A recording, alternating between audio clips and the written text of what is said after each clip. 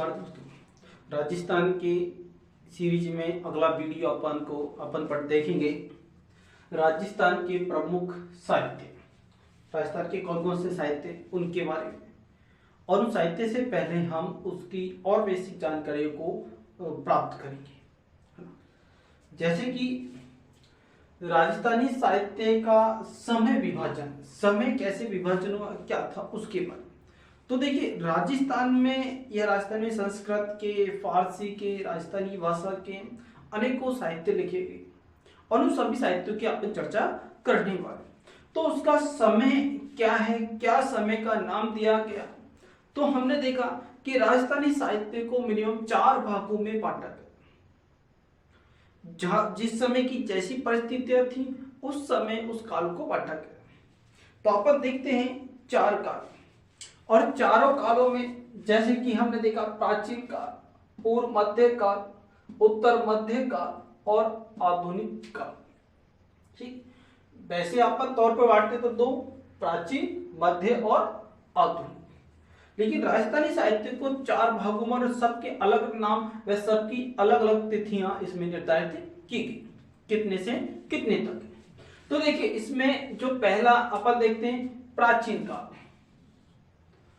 अब प्राचीन काल का जो समय और प्राचीन काल को जो नाम दिया गया है उसको नाम दिया गया है वीर गाथा काल।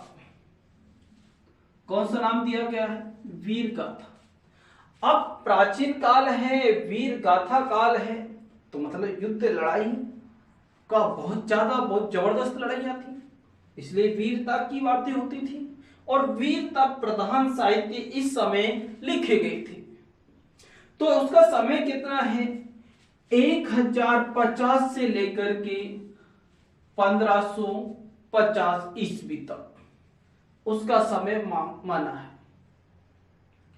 अब ये समय 1050 से कैसे स्टार्ट हुआ? उससे पहले से भी होंगे। तो हमारे देश में इस्लामिक जो आक्रमण थे ये काफी लंबे समय से स्टार्ट हुए। जैसे कि मैं आपको बताऊं, हजरत मोहम्मद साहब का जन्म हुआ 570 ईसा पूर्व में, 570 ईस्वी में। मैं उस चर्चा पे नहीं जाऊंगा। 70 ईस्वी में, ठीक, मक्का मदीना में, सऊदी अरब में। और ये अपन डायरेक्ट जाएं तो हम देखते हैं 600 ईस्वी के बाद या 632 के बाद, छठी शताब्दी 632 के बाद खलीफाओं का युग स्टार्ट होता है और उनके समय में इस्लाम का प्रचार बहुत तेज गति से होता था। इस्लाम सारी दुनिया में फैलता चला जाता और उनका प्रभाव हमारे भारत की तरफ भी आता है।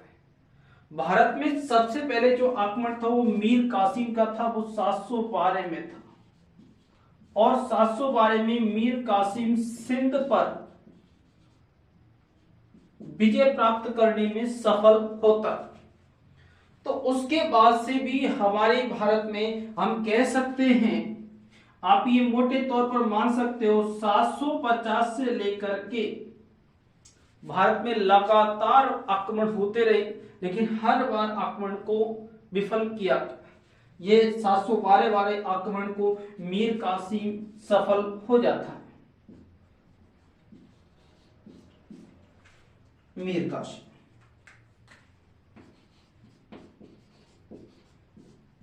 सिंध में सफल हो जाता है। उसके बाद में भी यहां इतनी प्रगति नहीं हो पाती इस्लाम की। तो उसके बाद में एक व्यक्ति आता है जिसका नाम है महमूद गजनवी।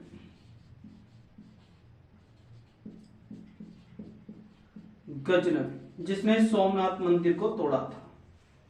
अब गजनवी का जो काल है वो 1000 ईस्वी से स्टार्ट होता है और 1030 तक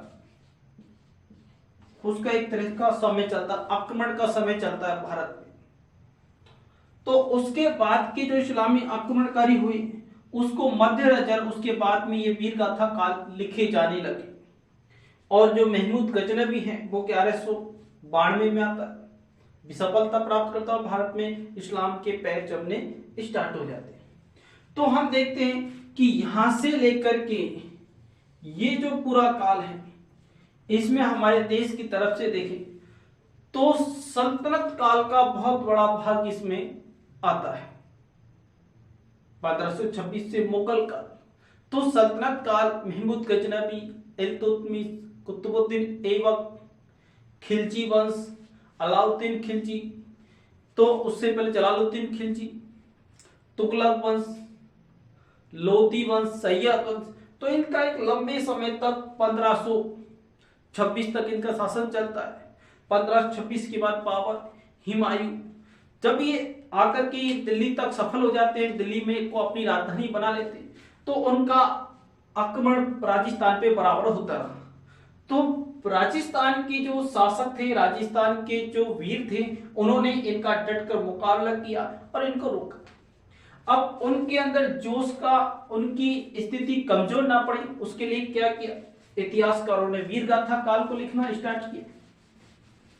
और जब ये वीर गाथा काल लिखा जाने लगा तो वीरता के जज्बे में वो अपने प्राणों की आहुति लगाने से भी पीछे नहीं हटे। और यही कारण है कि राजस्थान दिल्ली के बहुत नजीक है, लेकिन मुस्लिम जो आक्रमणकारी थे वो राजस्थान में इतनी सफलता प्राप्त नहीं कर पाए जितने दिल्ली से लेकर बंगाल तक, राजस्थान को छोड़ के गुजरात, मालवा में उनको सफलताएं मिली, उनके राज्य पूर्णता से स्थापित हुए। लेकिन राजस्थान में किसी भी मुस्लिम शासक का पूर्णता से राज्य स्थापित नहीं हुआ। तो वो यहाँ की वीरता की कहानियां हैं कि एक महाराणा प्रताप अकबर से युद्ध के लिए लड़ता है जिसके लिए से कोई सामना नहीं कर सकता और उनको खुली चुनौती देता है, और आखिर में अकबर की कोई भी मनोकामना पूरी नहीं होने देता, न जिंदा न मुर्दा, किसी भी प्रकार से उसकी अधीनता स्वीकार नहीं करता और अपने मातृभूमि देश की रक्षा के लिए उससे लड़ता है। और वो भारत की स्वतंत्रता को हनन करने, महाराणा प्रताप की स्वतंत्रता को हनन करने, मेवाड़ की स्वतंत्रता को हनन करने, देश सनातन की स्वतंत्रता को हनन करने के लिए वो तुला था। अकबर चाहता था कि वो नहीं हो और मेवाड़ के महाराणा उसकी रक्षा के लिए अड़ग थे। तो ये था वीर गाथा काल, जिसमें वीरता प्रधान साहित्य लिखे गए और उनका प्रचलन हुआ था। उसके बाद में जो काल स्टार्ट होता है वो है पूर्व मध्य काल, और इस काल को कहा गया भक्ति काल। इस काल में भक्ति का बहुत ज्यादा प्रचलन हुआ। अब देखिए, दूसरी तरफ वही इस्लामिक मुस्लिम आक्रमणकारियों की बात होगी। जब मुस्लिम आक्रमणकारी आते थे, काफी लंबी संख्या में आते थे, लेकिन वो जिस क्षेत्र से भी निकलते, वहां के मंदिरों को तोड़ना, मूर्तियों को नष्ट करना एक प्रचलन था। गांव से, किसी भी गांव से निकले फसलों को नष्ट कर देना, जो मिला उसको लूट लेना। कितने गांव से जो भी उनकी हरम में हजारों हजारों महिलाएं होती थी, कितने लोग जहां से भी जो भी लड़की किसी भी की हो उठा करके चल देना। तो उससे जनता बड़ी दुखी थी कि, और हम तो ये कह सकते हैं, इतिहास तो मैं नहीं पढ़ाऊंगा आपको, लेकिन इतिहास की बात है, जो भक्ति काल में जब व्यक्ति को लगा उसके धर्म, सनातन धर्म पर जब आघात होने लगा, तो उन्हें देखा क्या किया जाए। तो हमारे यहाँ संत हुए और संतों ने भक्ति रस प्रधान साहित्य लिखी, और उस भक्ति रस प्रधान का समय 1450 से लेकर के 1650 तक है। जैसे कि हम भक्ति रस प्रधान साहित्य में बात करें तो इसमें हम देखते हैं मीराबाई उसी समय की थी। दादू जी की बात करें, संत दादू जी उसी समय थे जिन्होंने भक्ति का वो बढ़ाया। जैसे कि हम इसमें जसनाथ जी,